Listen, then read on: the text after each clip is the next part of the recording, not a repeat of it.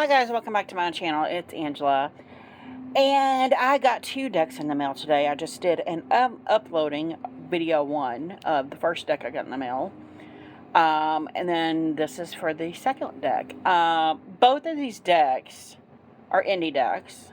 Both of these decks are one was a tarot. This one is an oracle. Both of these decks, within hours of me getting paid to where I would have been able to get them, went out of print. And I had to wait for them to either get them again or decide to do a second run, which is crazy. The first one was the Pensive Path Tarot, which I tried to get in November. I think it was November. And literally within less than 12 hours of me getting paid, it went out of print. And I messaged her, and she's like, "Oh, I'm not getting any more, I don't think." And then now it's back in print. So that's crazy. This other one I just saw, and I've been hemming and hawing about it. And I'm like, okay, didn't realize how close it was to going out of print. And went to go buy it, and it was literally hours later, it was out of print. And I'm like, what is happening? But I messaged her, and she's like, "Oh, I'm getting more any minute, so just order it and you'll be all right." So I ordered it, and it came, and it is the Southern Gothic Oracle. This is the outside of the packaging. Like, my name and everything is on the other side. I just thought that was cool how they have this embossed on the package itself, which is cool. So that is the Southern Gothic Oracle, and let me get my trusty scissors here, because I'm probably going to keep this backing, just because any kind of indie deck I get, let me see if I can get it off, yeah. Any kind of indie deck I get with any kind of special anything, I always wind up keeping. So that's cool. That's really cool. And then I came with my receipt here. And it is the Southern Gothic Oracle. I've seen this on quite a few people's channel. I hemmed and hawed, went back and forth, and then I realized I want the stack. And then I was like, okay, I get paid this day, I'll get it then. And literally within hours of me getting paid, it was out of print. So I had to wait for it to come back, which she already had some on her way to her. It's got a drawer box, which I think is cool. It's got a little booklet here, which is cool. And I grew up in the South, so this deck speaks deeply to me. And I just thought it was really cool. I don't know why I hemmed and hawed, because I knew I wanted it from the get-go. And I don't know. I just hemmed and hawed. I'm like, what am I going to pair with that? Like, I've even asked a couple sites that I'm on, oracle cards. There's some spreads, suggested layouts. Then it goes into the cards themselves. Just a quick little thing on each card. That's pretty cool. I don't need more than that on my oracle cards anyway. And then I'm thinking about getting that one. That's the Southern Botanical Oracle, which is cool. And then we have this little thing here. I'm going to take that off. Let me see the card stock here. Ooh, I actually really like that. Love that it's a wishbone on the back and it's blue. I've been trying to decide what pouch I want to put this in. I don't know yet. So that's the backs, or the last card in the deck. So it's 46 cards. Let's see what it says on the back here. It says, with hand-painted illustrations and evocative prompts, the Southern Gothic Oracle is a must-have tool for readers interested in delving deep into regional folklore. This 46-card oracle deck enhances personal intuition by representing objects and symbols rooted in the various spiritual belief systems prevalent in the American South. A potent mix of Ozark folkways, Appalachian wisdom, biblical scripture, root work, Celtic traditions, and hoodoo includes a complete guidebook written and illustrated by Stacy Williams, NG. And then it's printed in the USA. And she came from Memphis, and I grew up literally 40 minutes from Memphis in Arkansas. So I thought that was pretty cool. Memphis, Tennessee, if you guys don't know, for those that are out of country. But when I saw that, I'm like, oh my God, it's like kind of like a reunion kind of deal. It's pretty cool. So here, number 1, we have the Hurricane Lamp, and it's got 2 keywords, preparedness and inner light. 2 is a pair of shoes, Coupling and partnership. This makes me think of a jazz player. And Memphis is like, if you've been there, there's Beale Street, which is nothing but jazz. It's literally just a street of jazz. It's crazy. It's beautiful too. So, yeah. I didn't appreciate it when I was younger, but as I got older, I appreciated it.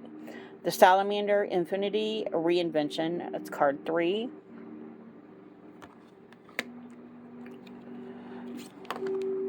Card 4, Blackberries, Agency, and Independence. And it's funny because my dad used to live in South Missouri. I live in Missouri now. Kansas City, actually. Home of the Chiefs. So my dad lived in the South, and every summer I would come stay with him. He had like rows and rows and rows of wild blackberries just growing next to his property on the road. And I would just go out there in the road and just eat them all summer long. Number 5, the raccoon, Curiosity and Perseverance. And actually, my mother-in-law has a family of raccoons living in a tree in her backyard. They look just like that. So, and they're like 3 minutes from here, so that's funny. Number 6, Dogwood Blossoms, Sacrifice and Rebirth. She has a dogwood in her front yard, so that's interesting. And we're not in the South, so not all this is South stuff either. Abandoned Plantation, Dismantling and Ugly Truce, and that, unfortunately, is a South thing. But I've seen a lot of abandoned buildings, even up where I live now, and it's not just about the plantation itself. To me, I think there's this history, this energy of this decaying, dead place, and I find that fascinating as well. The Panther, Strength and Power. Beautiful. Number 8. Number 9, The Blessed Child, Purity and Lost Innocence. Love that. And it's interesting how purity is and lost innocence, they're kind of a yin and yang of each other, aren't they? I actually have the first book I ever started writing, which I restarted again, is called Innocence Lost. So that's quite interesting. And I describe the town I grew up in. It's very South. Cotton gins everywhere. Very interesting that triggered that. That's crazy. Number 10, Conch Shell, Homecoming and Afterlife.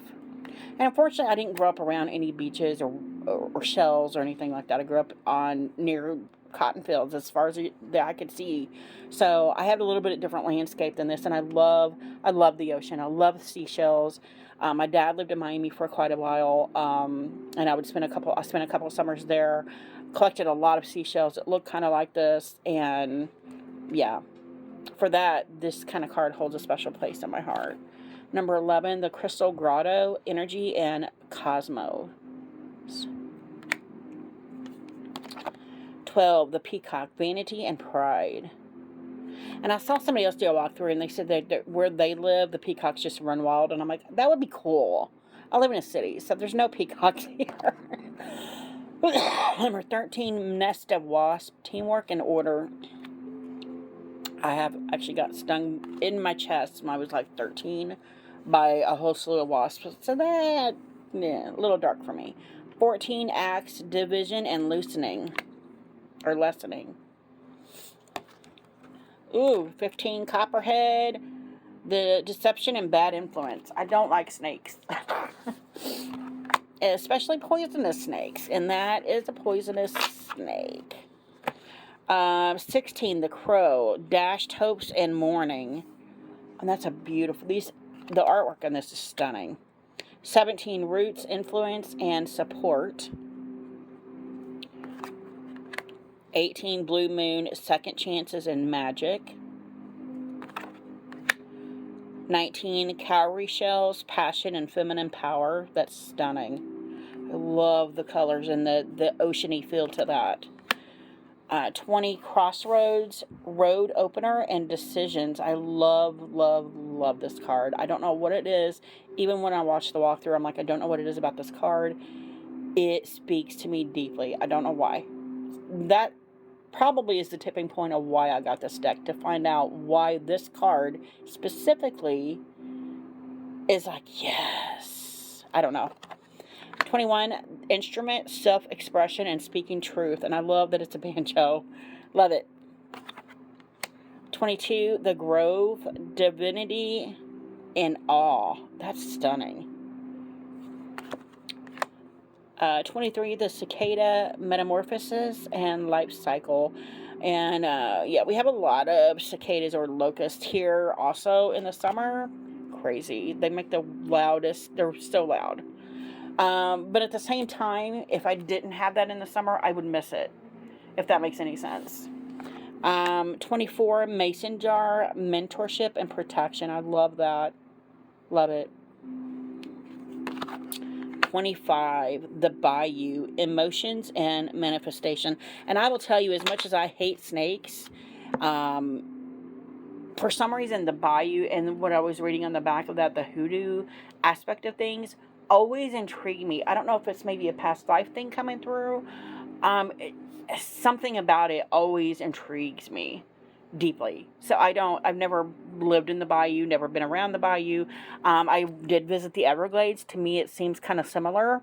It just, for some reason, speaks to me. 26, the Hojo bag, justice and karma. I love that. 27, black coffee, shadow work, and awakening. 28, vanity set, self-awareness, and clarity. Love that tablecloth. Leave it to me to see the tablecloth. 29, bottle tree, meditation, and intercession. I love that. Very south.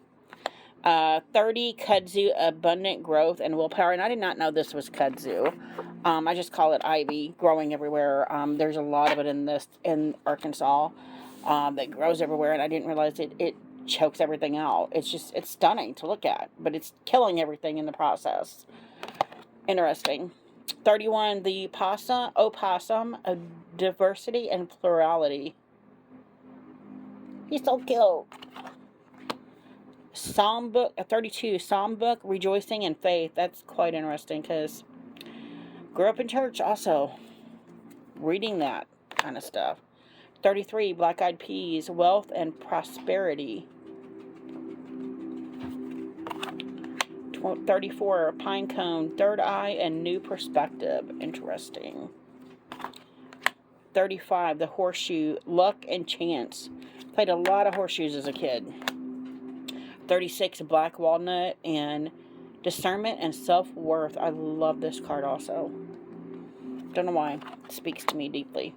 37, wild violet, self-actualization and individuality. And I was always told when you see these, they're snake flowers, that the snakes are attracted to them. So it was kind of a double-edged sword for me, because every time I would see them, I'm like, oh, they're beautiful, but at the same time, I would be on the lookout for snakes. I don't know if that's true. Let me know in the comments if you think that, if it's true or not. I don't know. It's what I was always told. 38, the peach, fertility and love. And I love peaches. Is one of my favorite fruits. This totally brings me back to my childhood right here. Yeah, I love it. 39, the mockingbird, prophecies and communication. I love the yellow and the pinks in this. 40, live oak, longevity and reliability. That is stunning. I love that tree. I have an oak tree in my yard now. And it seems to me that it's some kind of talisman of some sort. There's faces and symbols in my tree, and I don't understand how it got there. But it's intriguing at the same time.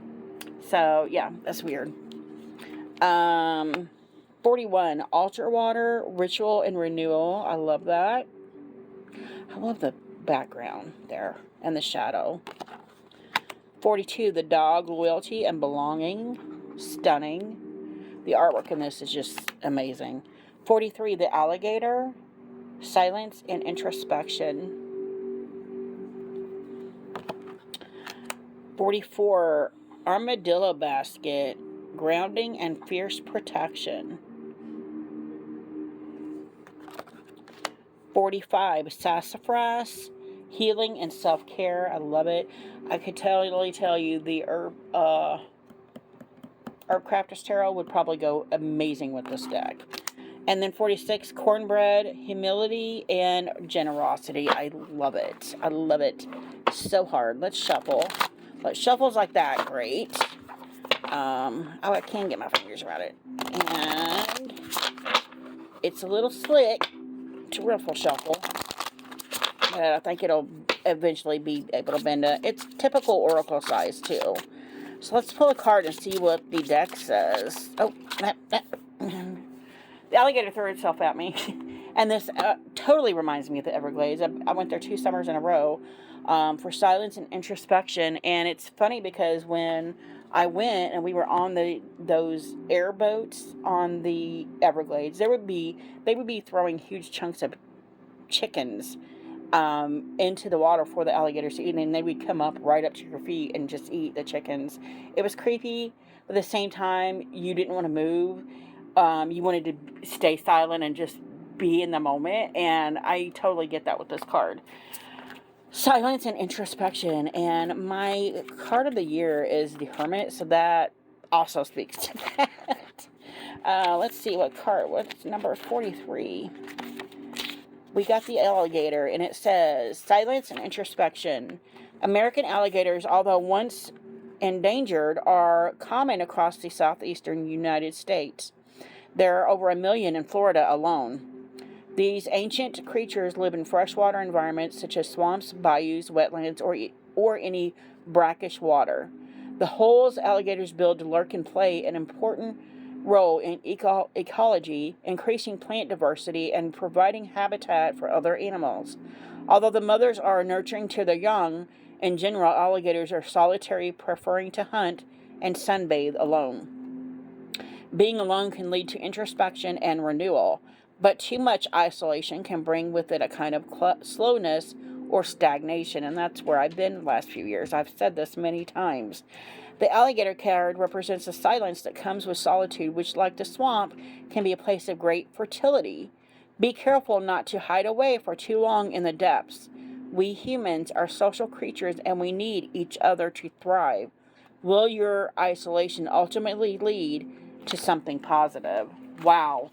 Gorgeous. I love it. I love it. I love it. I've been waiting for this deck so hard.